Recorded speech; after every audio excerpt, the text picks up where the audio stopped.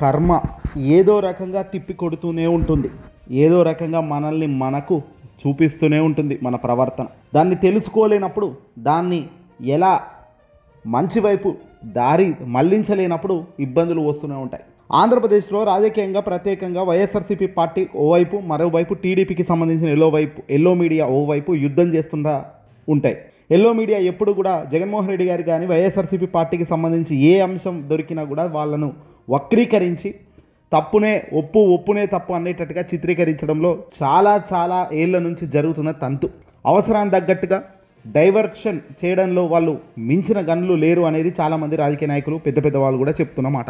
Cut చేస్తే తాజాగా ఇటీవల ఇండిగో సంస్థ సంక్షోభం అనేది పెద్ద ఎత్తున చర్చకు వస్తున్న తరుణం మనం చూస్తున్నాం. అయితే ఈ విమానాలకు సంబంధించి, విమానయాన రంగం గందరగోళానికి సంబంధించి పెద్ద ఎత్తున ఇప్పుడు ఒకరి వైపు భారీగా మాటలు వస్తున్నాయి.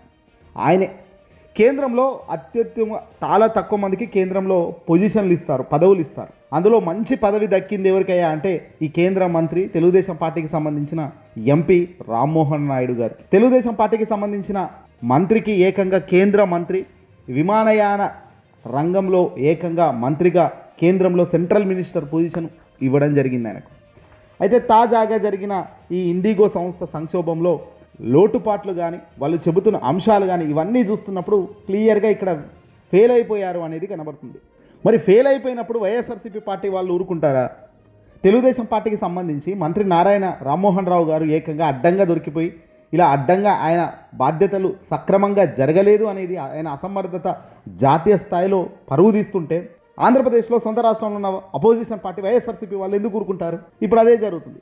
దేశ ప్రతిష్టతను దెబ్బతీసిన మంత్రి రామ్మోహన్ నాయుడు అని ఒకరంటుంటే, విమానయాన రంగం గందరగోళానికి మంత్రి రామ్మోహన్ నాయుడు వైఫల్యమే కారణమని మరొకరు అంటున్నారు. వాస్తవమే కదా, మీరు సృష్టించిందే కదా ఇది. చంద్రబాబు నాయుడు గారు, తెలుగుదేశం పార్టీ, ఎల్లో మీడియా ప్రతి నిత్యం చల్లే ప్రతి బురదలో ఎంత రకంగా జరగలేంది కూడా జరిగిందన్నట్టు అనేక సందర్భాల్లో ప్రూవ్ అయినాయి కదా.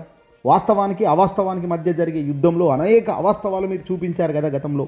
కానీ ఇక్కడ వైసీపీ వాళ్ళు కేవలం వాస్తవాలు వచ్చినప్పుడే, వాస్తవాలు బయటపడ్డప్పుడే, వాస్తవాలు వెలుగులోకి వచ్చినప్పుడే వాళ్ళు టార్గెట్ చేయడంలో తప్పేముంది అంటున్నారు. ఈరోజు ఇండిగో విమానయాన సంస్థ అంతరంగంగా అంటే లోపల జరిగిన సమస్యల కారణంగా కొన్ని వేల మంది ప్రయాణికులు ఈరోజు ఇబ్బంది పడుతున్నది నిజం కాదా?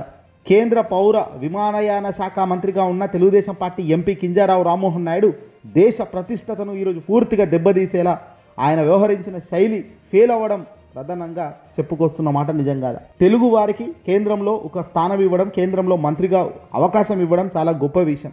చాలా సమర్థవంతంగా దాన్ని నిర్వర్తిస్తే బాగుండేది. కానీ అసమర్థత బయటపడినప్పుడు పరువు పోతుంది అన్నది కామన్గా జరిగే కార్యక్రమం. అందులో సొంత రాష్ట్రంలో సొంత మనుషులే ఏదైనా చిన్నది దొరికితే దాన్ని పట్టుకొని వేలాడే ఈ రోజుల్లో ఏకంగా కేంద్రంలో ఉన్నత స్థాయిలో ఉండి కూడా చేయాల్సిన పనులు సక్రమంగా చేయకపోగా ఈరోజు అసమర్థత కారణంగా వేల మంది ప్రయాణికులకు ఏకంగా ఇబ్బందులు, ఇక్కట్లు పడుతుంటే దేశం మొత్తం ఇప్పుడు ఎవరాయా ఇండిగో సంస్థకు సంబంధించిన మంత్రి ఎవరాయా అని చూస్తే మాత్రం ఇక్కడ ఆంధ్రప్రదేశ్కు సంబంధించి తెలుగుదేశం పార్టీ ఎంపీ రామ్మోహన్ నాయుడు ఉండడం నిజంగా ఇది దేశ ప్రతిష్టతను దెబ్బతీసేందుకు కారణం ఎందుకు కాదు అనేదే ఇప్పుడు ప్రశ్నగా వినబడుతుంది. తెలుగువారి గౌరవాన్ని మంటగలిపారని, కేంద్ర మంత్రి రామ్మోహన్ నాయుడు అసమర్థత బయటపడిందని ఇక్కడ చాలామంది అంటున్నారు. ఇండిగో సంస్థలో అంతర్గత సమస్యలు, పైలట్లు, సిబ్బంది కొరత ఉన్నప్పటికీ రామ్మోహన్ నాయుడు దీన్ని అసలు పట్టించుకోలేదట. పరిష్కరించడంలో ఫెయిల్ అవ్వడం సిగ్గుచేటు. రాష్ట్ర మంత్రి నారా లోకేష్ అయితే ఏకంగా ఈ సమస్యను పర్యవేక్షిస్తున్నానని ఆయన సొంతంగా చెప్పడం ఇక్కడ మరో ఆశ్చర్యం. వాస్తవానికి ఆంధ్రప్రదేశ్లో నారా లోకేష్కు రాష్ట్ర రాజకీయాలు ముఖ్యం, రాష్ట్ర రాజకీయాల్లో ఉన్న పదవులే ఉన్నాయి. కానీ ఈయన కేంద్రానికి సంబంధించి రాష్ట్ర పొత్తులే ఉన్నాయి తప్ప రాష్ట్రంలో అలయన్స్ లేదు.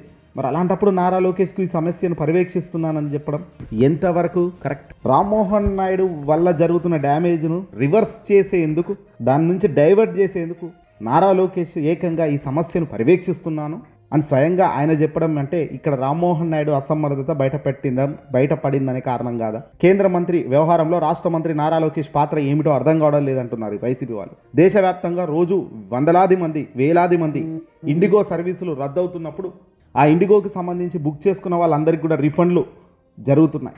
ఇప్పటికే దాదాపుగా 800 కోట్లు రిఫండ్ జరిగినట్టు తెలుస్తుంది. పేమెంట్ చేసిన వాళ్ళకందరికీ కూడా రిఫండ్ చేసే కార్యక్రమం చేస్తున్నారు. కానీ ఉన్నవారిని అంటే ఇప్పుడు పైలట్లు, ఇండిగోకి సంబంధించి 900 మంది పైలట్లు ఉండాలని, కానీ ఉన్నవారితో వెట్టి చాకిరి చేయిస్తున్నారని, నిబంధనలు పట్టించుకోకుండా ఇండిగో సంస్థ విషయంలో పౌర విమానయాన మంత్రిత్వ శాఖ ఏం చేస్తుందంటూ ప్రజలు ఈరోజు నిలదీస్తూ డిమాండ్ చేస్తున్నారు.